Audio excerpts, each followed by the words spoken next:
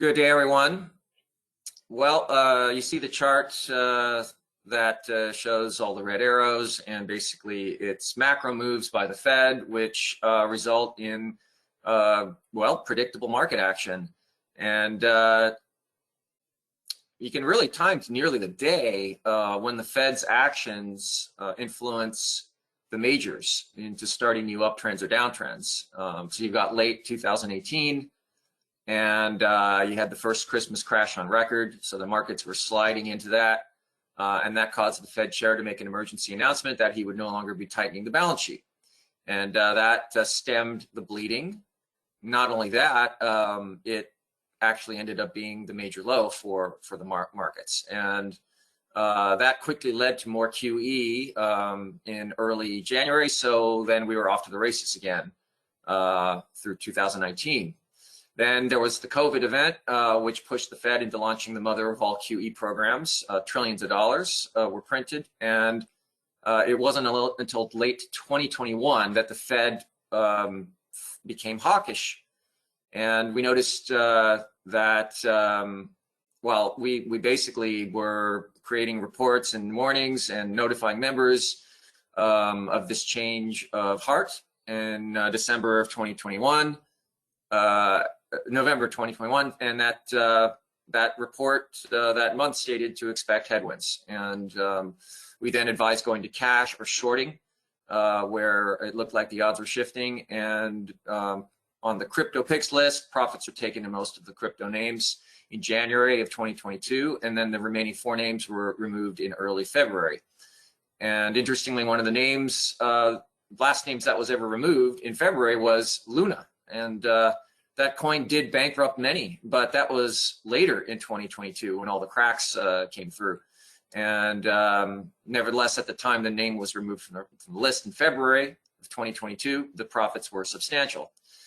Timing is everything. Now, crypto has never been through a prolonged recession, as we've said, and I would expect valuations to drop even further from the lows that were hit earlier. And I would, as of this writing, the crypto space is worth, I guess, around 1 trillion, and that's down from 3 trillion, but up from, I think it was around 650 billion. And the macro picture is still, that really hasn't changed. It's still as extreme as it gets since World War II, since you've got record levels of debt. That's not going away. Interest rates have risen in the fastest fashion that they ever have in the history of interest rates, from virtually 0% to where they stand now, above 4%. And you got inflation, and yeah, it's coming down, but there's warnings that there's still supply side issues that the Fed has little control over. And the supply chains they're on the mend, but you have a potential for persistent, stubborn inflation, and that's been cited by Goldman Sachs and BlackRock. So expect the recession to be deep and long. And while we are witnessing a dead bat bounce because the market sees inflation is cooling, the Fed, as the dot plot suggests that most of the members still think the terminal rate's going to be above the 500 to 525 BPS range. And I think that something's liable to break before the Fed funds rate gets to 500 to 525. That's another couple rate hikes away, so February, March. And as we said, the odds of a black swan occurring right now over the next few months are fairly large, historically speaking. Now, black swan's supposed to be rare events, but there's a lot of things that can go wrong because a lot of things are tipping points. So all that said, it's not hard to believe that the markets, crypto and stocks, and you could take Bitcoin, it could drop 90% from its former peak. I don't see why it's going to stop at, say, it was down 84% in the last bear market in 2018, and it was down 87% in the prior bear in 2014. Hey, Chris. Yeah. Just real quick, looking at the BTF, I don't know if anybody's caught this coming off the lows. That was a good trade because It was kind of tight in here. It's possible one could have anticipated this, but notice now that on the weekly chart, it's running into the 40-week moving average, which could set it up as a potential short up here. So I just wanted to point that out. Go ahead. Do you want, Yeah, I think you want this chart up again?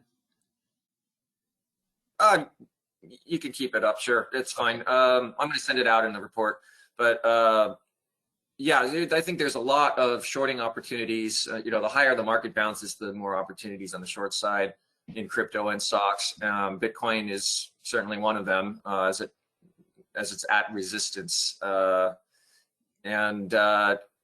If it drops beyond what it dropped in the last two bear markets, and I think it should, because the last two bear markets were a macro-friendly environment, and this is not the case, right? This is a really bad situation, and Ray Dalio has pointed that out very well, that this is, we're nearing the end point of the long-term debt cycle, which tends to run between 75 and 100 years.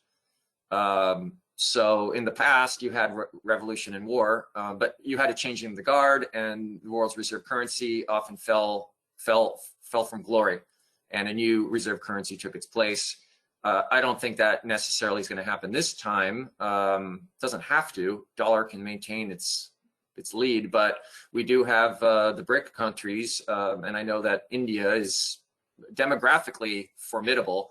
Goldman assumes that they're going to be the world's leading economy by, well, over the next decade, because their demographics are very favorable. Education, a lot of metrics there are pretty powerful. But regardless, I think that Bitcoin drops 90% from its former peak of 69,000. Well, that puts it at 6,900, and that would mean the crypto space valuation would drop all the way down to like 200 to 250 billion. And that would be 91 to 93% off its $3 trillion peak. Since if Bitcoin's dropping 90%, Ethereum's probably going to drop 97%. It dropped 95% in 2018, so it should drop more than that if Bitcoin's down by 90%. And altcoins, smaller altcoins, well, they're going to get, well, they were clobbered in 2018, and they're going to get even more clobbered this time, and many of them will not come back. So yeah, we're looking at maybe Bitcoin floor price of 6,900, Ethereum floor price of 146. And that's where where I say, it's 10K and pray for Bitcoin, because if it stops at 10K, well, then it's doing pretty good. But where it's at now, it's above 20,000. It's like right around 21,000, and 10, 11,000 is a 50% drop in Bitcoin. So then expect a bigger drop in Ethereum and altcoins. And the US markets, well, the S&P at its worst, I think, has only lost, 25%?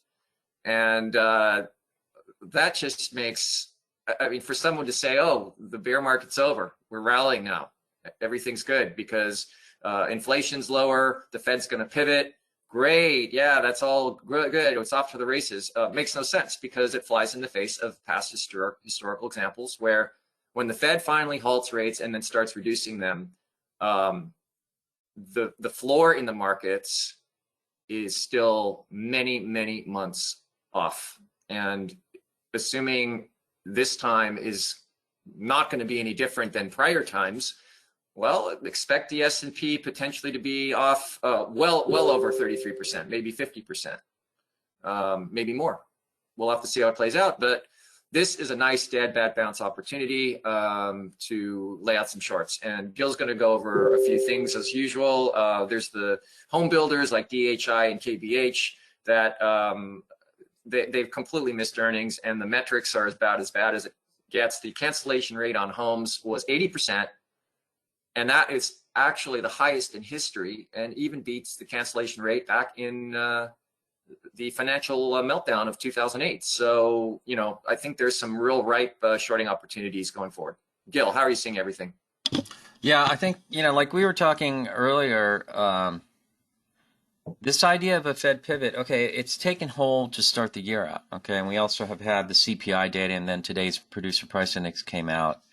And you had the non-core was not down 0.5 versus expectations of down 0.1, and the core was as expected at 0.1 positive. So we've had this Fed pivot thing take hold. But the thing you have to remember about bear markets, and Chris and I, we've gone through many bear markets ourselves, or at least enough to know that historically, when the Fed starts to lower rates, it takes several easings, rate cuts, to turn the market around when you're in a bear market. And there's a reason why that occurs, okay? They can't just turn the spigot and then suddenly the market turns and everything goes higher and everything's liquefied, okay? Because if you're in a very weak economic situation, then the economy stops spitting out cash and actually starts sucking up cash because people have to consolidate debt, raise liquidity. It's the same process that you see in the market as hedge funds or institutional investors or banks or whatever. They have to start raising liquidity, and so they sell off stuff, and it's forced selling. So a weak economy can also negatively impact liquidity. It also positively impacts liquidity. That's why Bill O'Neill used to tell me that at the later stage of a bull market, what's driving it, the Fed may not be aggressively lowering rates anymore. They may actually be they may start to raise rates, but the bull market will continue. And the reason for that is that the economy is still spitting out cash at that point. It takes a little while for that process to run through. And then once the economy starts to roll over, it's now sucking up cash, and that adds to another bear leg to the downside. Now, the Fed will start to come in and start to lower rates, but that's why historically it has taken it some time. Now, we'll see if this plays out the same way, but I don't see why not. So we need to be watching this very carefully, because at the same time that the PPI and the CPI have both been showing supposedly inflation is weakening, and I'd emphasize that it's weakening on a relative basis, but it is not in and of itself weak, okay? We still have negative interest rates by a pretty wide margin, okay? So, keep all this in mind. And so we see the Empire State Manufacturing Index come in yesterday, I think at minus 32.9. They were looking for minus 8.5. So that shows you a very sharp slowdown. Chris was just pointing out housing data and how quickly that's collapsing. Auto sales are collapsing. You have layoffs everywhere. And this is primarily a white-collar recession. And most of the time, we pointed this out before, when white-collar people get laid off, or white-collar workers, but I guess they're people too, they may have varying skin colors, but their collars are white. They get laid off usually with severance packages. So there's a delay. So we've seen all these big layoffs. And so because a lot of these people probably get severance packages, you don't start to see the impact in their spending habits for maybe another 2 or 3 months, okay? So that may be what you're going to see, like a delayed economic wave, negative economic wave come into play that drives us to lower lows, okay? And I think that's a good possibility. That said, you have to be open to bear market rallies if you want to swing trade, if you want to come to the dance. And I can tell you I was able to get up 21.4% in the first 2 weeks of the year, primarily playing precious metals, playing industrial metals. So you see names, for example, like Alcoa. I think we talked about these during the webinars, very tight in here, and then boom, look at that move. But I think that's over. You can look at, even some of the dogs like the lithiums, which I think longer term are going a lot lower. And some of these, like, for example, Albemarle could be a short here. So economically sensitive stuff, which is also considered to be commodity sensitive, therefore views a Fed pivot theory as positive. It has been rallying on that.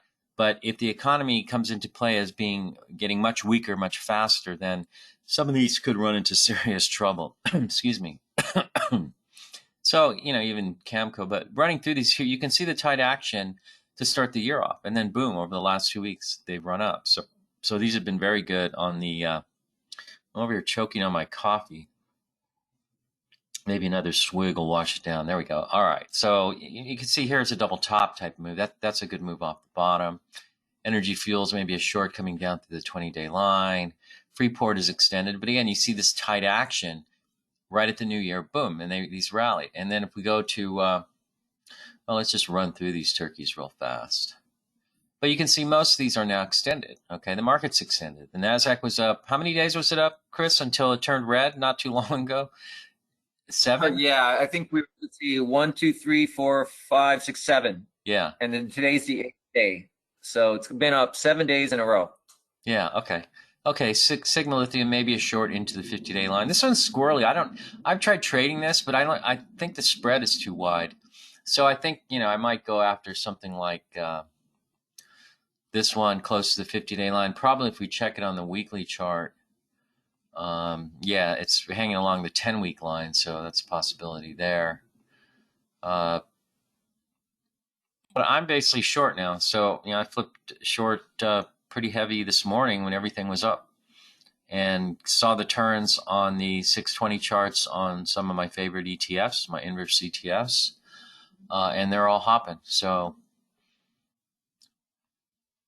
but we'll see how this plays out. I'm ready to play tactically, and I'll just get out of the way if everything turns the other way. But it doesn't look like it right now, does it? Looks pretty nasty, doesn't it, Chris?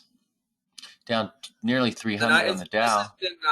It's like every day I'm looking at the market going, we're going higher, we're going higher, we're going higher. This is pretty annoying because it's the nature of these trends. We're going lower. Sorry? Because here's the essential truth that I'm looking at. You're in a good position for this because that's the downward trend channel. You could call it's a slumping megaphone because it's gotten wider as it's gone lower. But again, the S&P is at trend line resistance just above the 40-week line. But on the daily chart at the same time, we're breaking below the 200-day moving average. And you're kind of in double top land, but more like price resistance up here. So let's clean this up. But that's that's where you're at. So you could kind of see it. You just let it do what it's going to do. But also, you can play the long side. So these metals have been fun. Look at this one, tech. Beautiful bounce and an undercut and rally off the 50-day line. Who would have expected that? And then boom, just straight out of there. Kind of crazy. But fast trades, if you see them, if you understand basic setups, and I would say if you understand the setups that we teach, undercut and rally, bottom fishing pocket pivots, moving average shakeouts, which are moving average undercut and rally setups, then you should be able to handle something like this. But it's not trending stuff, so we're not going to put out big reports on anything because our objective with our reports is to give you intermediate term to longer term ideas, not necessarily trades. I don't know. Maybe I'll bring in a trading type thing. A trading blog maybe would be something to put in if people are more interested in that. But you can figure as soon as we do something like that and install that as another feature on the website, the market will start to trend. But in any case, where are we? So that's the drill. Look at Southern Copper. Boom. Crazy move. Okay. But of course, this is, what's the copper price? That's aluminum. What's the, help me out here, somebody. What's the copper one? JCU? No. What's JJU is aluminum. Okay. What's the copper ET? JJC. Yes, there we go. Yeah, so you can see that it's basically the moves in the coppers have correlated to the moves in copper, and the moves in the aluminums like Alcoa and Century Aluminum have correlated to the moves in the prices in aluminum. Okay, so we know that. And meanwhile, you have where are my miners? Here they are. Miners have done well, but some better than others. You have, Agnico Eagle just basing to start the new year. Anglo Gold Ashanti moving higher. So it started out the year with a little gap up move and it's trended higher. And these are moving higher on higher gold prices. But you can see that some of these are coming in. Barrick Gold is coming in, but they're extended. So they're entitled to come in. And we'll see how these handle themselves as they come into potential moving average support. But right now, I'm out of here. Other than my positions in gold and silver, which are taken much lower, I'm not in this. So I'm letting it correct, and we'll see where and if I want to come back. Because the other thing is to keep in mind is if the market gets into a nasty sell-off, and we're now down 335 on the Dow, you will get into a situation where you have forced selling, and they'll take everything out, okay? So that's where you want to be more opportunistic as things get really ugly. And the day that everything bottoms, everyone will be at maximum fear. Maybe we'll get a spike in the VIX. And that'll be that. But you can see these have been doing well, okay?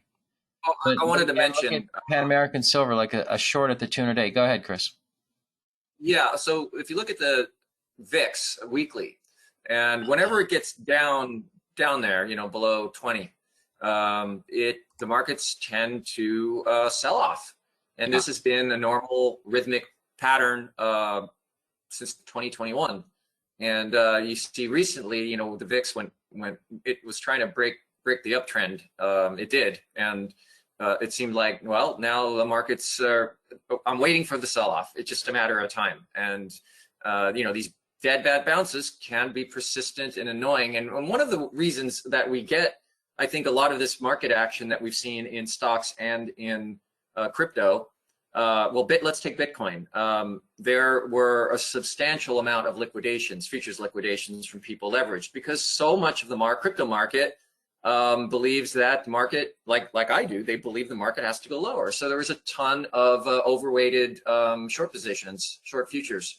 And that contributed to the rally, because a lot of these futures get squeezed. The short positions get squeezed. And I think we see that also in stocks. So these dead bad bounces can be exacerbated to the upside from all the short covering that and the short liquidations that take place. So always keep that in mind. But at some point, these rallies come to an end, and maybe this one is potentially at its endpoint. It wouldn't surprise me. And yeah, let's just keep our eyes out for potential short targets in both crypto and stocks. Yeah, so to this end, we did put out Ford and General Motors. And you can see, you know, shorting isn't the easiest thing to do in this market, but this one went past the 50-day. So that was our first shorting level. And then you see we'd be stopped out. And then it came right into the 200-day line last Wednesday. Is that right? No, today is last Thursday. 500 program. Oh, there we go. And it's now breaking. That's very interesting. That's my Ford alert. So it's breaking the 20-day exponential moving average. And so that's a second short sale entry trigger. So let's see here. I'm going to short it before all you guys do.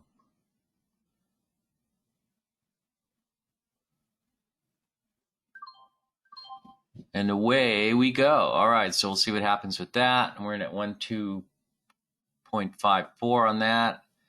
Wish me luck.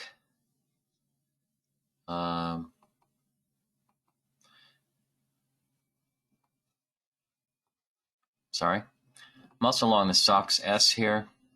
I thought if you look at the SOX and the SMH, you can see you're in double top line. So I've been watching this, and it has been stalling. So here we've got a nice clean turn. And the SMH in a similar position. But getting back to Ford, and we'll see if it holds. If it doesn't bust it cleanly, then you know, you just cover. But we'll see. I think you're going to break lower. I think you're headed for 11 eventually if the market continues to sell off. But again, as I said, we'll see. Any questions? Nobody's got any good questions here. Okay. But, you know, Ford looks to me like it's been consistent resistance along the 40-week line. So I don't see why you shouldn't head lower from here.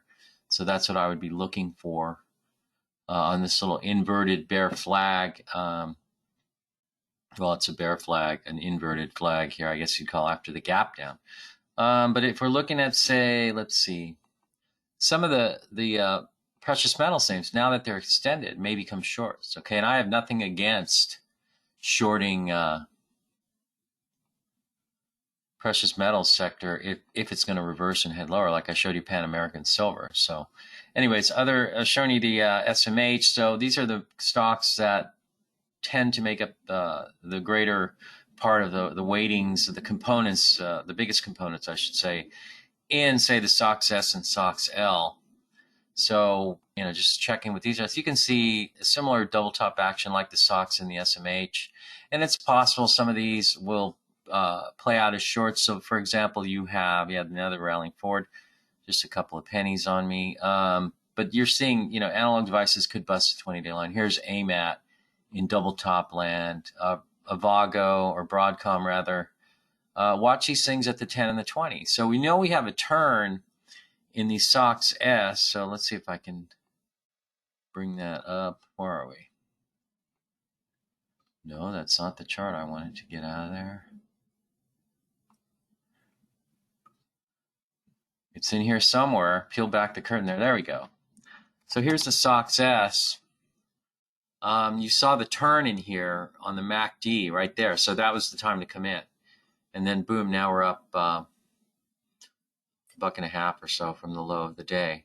So that's looking pretty good right now. UVXY, now that the VIX has hit a bottom, that's another place to watch for a turn. And you had a pretty clean one right at the open between, say, 531 and 535, I'm going to say, and you're going parabolic. I think this probably gets worse. We'll see. But that's that story. So, probably a timely webinar today because it seems to be, at least so far, it's starting to play out like an inflection point. And as we showed you on the weekly SPY chart, it makes sense given that we've hit the top of the widening trend channel where the S&P has run into resistance all year long, or at least all year last year. So here you have Intel looking like it wants to break the 50-day line. KLA 10 core is in double top land. You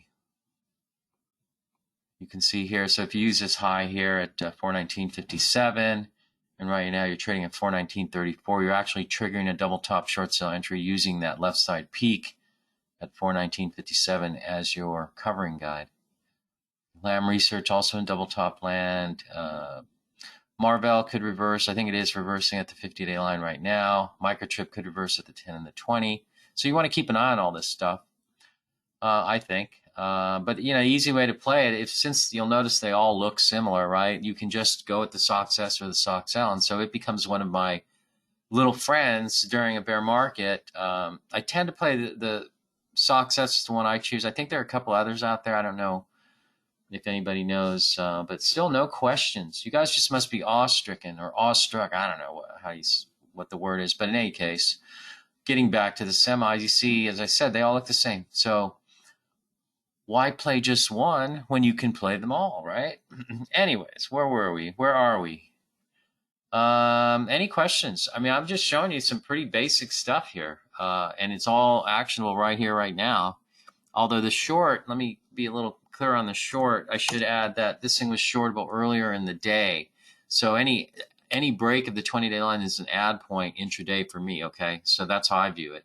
But I think also you can use any break of the 20-day line as a possible initial short entry, but you might have to give it 1 or 2%. So that would be, 25 cents basically.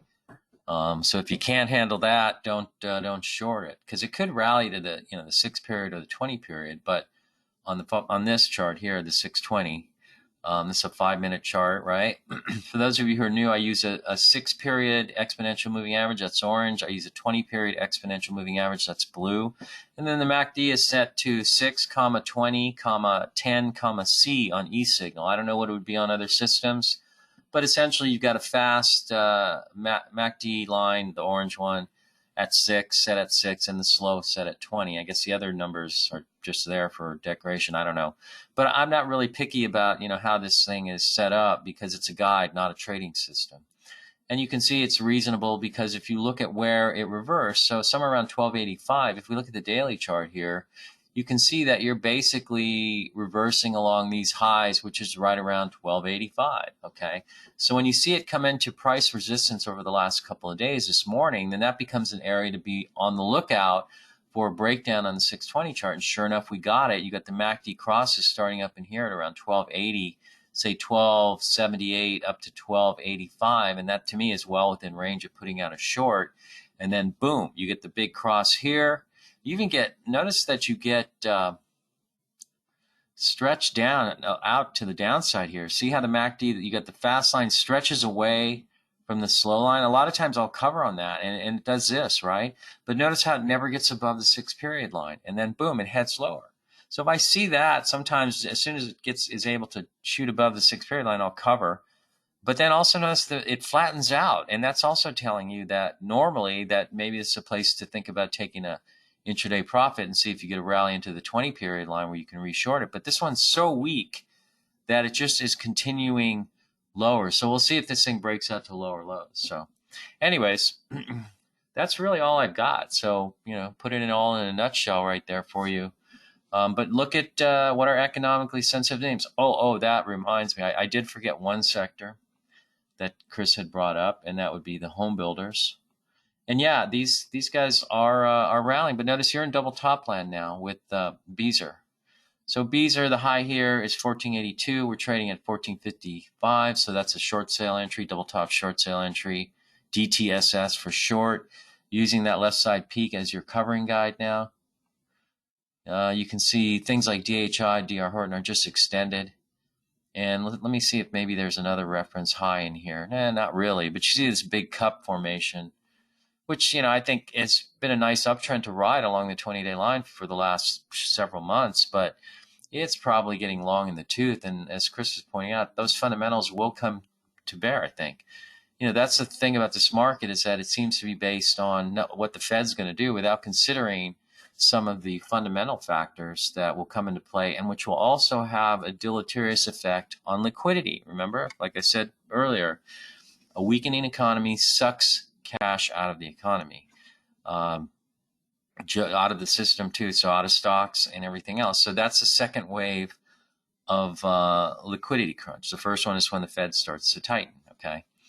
And I think we're starting the second one, the economically caused liquidity crunch. So, this one's a little mini double top, KBH, Lennar extended. But, again, if you see these other ones that are double topping hold up on those double tops, these are probably going to come in from extended positions as well. And we'll just see how that plays out. But it's always easier to go with a concrete double top short sale entry. What was the one I was looking at? I think KBH. Yeah, there's a little mini one. If you can catch that one. What was the other one we were looking at? BZH? Yeah. And DHI? DHI, yeah, that's extended. But BZH is definitely actionable here. And then another one that's in close position would be, well, KBH is as well. But again, I think if one of them, if Beezer works on this double top short sale setup, then the whole group is going down. So is there a leveraged ETF I could use to short home builders? Anybody got one? Anybody? I'm checking to see home builders, ETFs. There's definitely, I remember there was a few. RTH, isn't it? Isn't RTH one? There's a home builders ETF list, and it looks like there's a whole. No, that's retail. There's a whole bunch. There's ITB, XH. Yeah, that's what I'm thinking of. Yeah, there you go. XH. That's a long one. You can short these. In fact, I tend to, like with the timing model, the market direction model, I prefer, and I've said this to members, on a short sale signal, I tend to short, I prefer to short TECL and TQQQ, because the numbers make more sense, because there's no degradation issue. Whereas if you're buying TECS or you're buying SQQQ and you have a long, good point, a very long signal, then there's a degradation that takes place over weeks to months. So I think everyone's very well aware that they should be shorting these names, and I would say the same applies to any ETF that is leveraged, like a 2x or 3x. So something like XHB, I think that's a 1x liquid. It's a Spider S&P Home Builders ETF. Yeah, so you could short that. Yeah, that would work. I like that one. Yeah. Yeah. Okay, we got some questions. Somebody's saying they shorted DraftKings. Yeah, there you go. Beautiful. Great trade. Right at the 200-day line. Probably lined up perfectly on the 620. Let's see. Yep, look at that. So basically you kind of had a little double top move. See, and this is, I'll use a chart, I'll just use it as a pure chart without worrying about the MACD and the moving averages. Because here you can see intraday you set up a double top. But also I'm not just looking at that alone, but I do see that double top right there, okay? But also it lines up with what I'm seeing on the 200-day moving average, resistance on the daily chart, see? So you see it, you use the two together. It's basically a tool. And again, I know a lot of people send me questions, have you back tested it? No, I haven't back tested it. And that's why I like to do this little thing where I show this chart, which is a 620 chart with the MACD set at 620 C9. Okay, sorry, I said that was 10. This one's 9. But then I can change it to an 824, okay, and then a 1226. And you can see that the MACD signals, the basic difference is that they're slightly faster. So the MACD signal, let's look at, say, SOX S, which turned down off the lows. Pick this up right here, okay? And there's a beautiful cross, but shortly thereafter, or right at about the same time, but within, I'm going to say a minute or less of, they're roughly the same, but here's the 1226 is a little later. So, I mean, you can study this if you want, but you can see how they all give you the same signal when it works well. I like to run things very tight, so I do the 620 on the MACD settings. I'm always using the same moving averages. So you guys get the sense of how that works. And with the specific example of DraftKings, and I thank this person for bringing this example up, because you can see how you use it as a tool, not as a timing system, because by the time you figure out what the MACD is doing, it's kind of late, but not really, because you even see the moving averages cross, but they did it twice, so you could have been faked out. Whereas watching it reverse at the 200-day line in conjunction with using the chart gets you in the zone, I think. So using it as a tool works. So anyways, but you can see SOX S has turned, UVXY has turned, Tech S, whoops, not Tech X. Also, I mean, that's a beautiful turn. And this thing is in it. We're going to crash. And how about that Ford? Oh, there it is. I added a little bit on the bounce right now up to 1260. But it's basically, it's going to bust. That's what I think. We'll see what happens. Now we're down 354. Anyways, that's all I've got. You got anything else, Chris? Oh, wait, is someone asking, is Nail an ETF? An ETF, right? Yeah, supply bull 3X. Well, but that's for the long side. Anyways, and that'll have degradation. Anyways, that's it for now, you guys. Thanks for showing up.